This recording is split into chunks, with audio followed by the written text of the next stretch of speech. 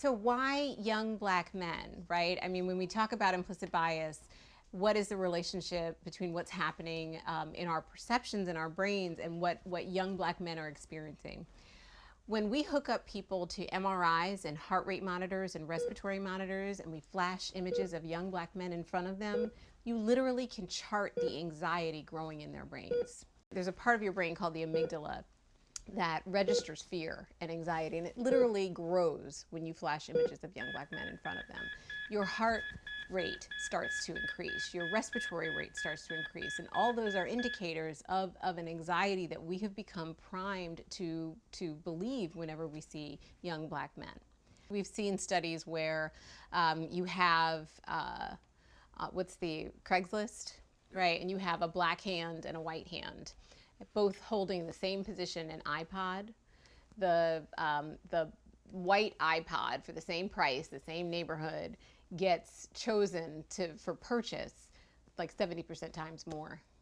Yeah, is that crazy? When we look at what happens to young boys between 3rd and 4th grade, right? There was a study that I believe came out of Harvard called the 4th grade menace. And researchers were trying to understand why young black boys were dropping off precipitously between 3rd and 4th grade. And when they controlled for all of these other factors, they realized that between kindergarten to 3rd grade, essentially, the teachers thought all the kids were equally cute.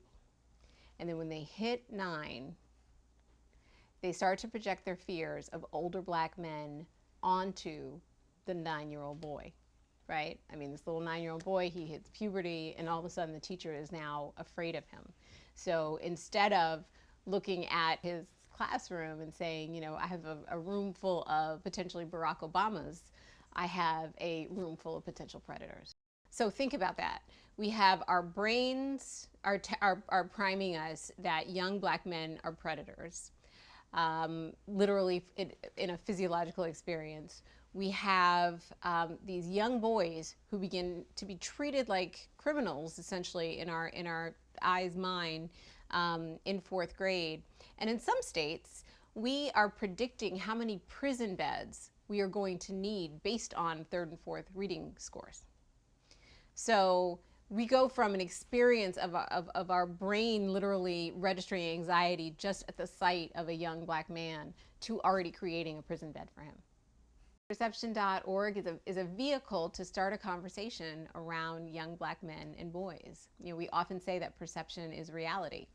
And if we are not challenging visual culture to create the right perceptions for people and the right representation, then we are actually affecting the reality for many young men and boys in this country of color.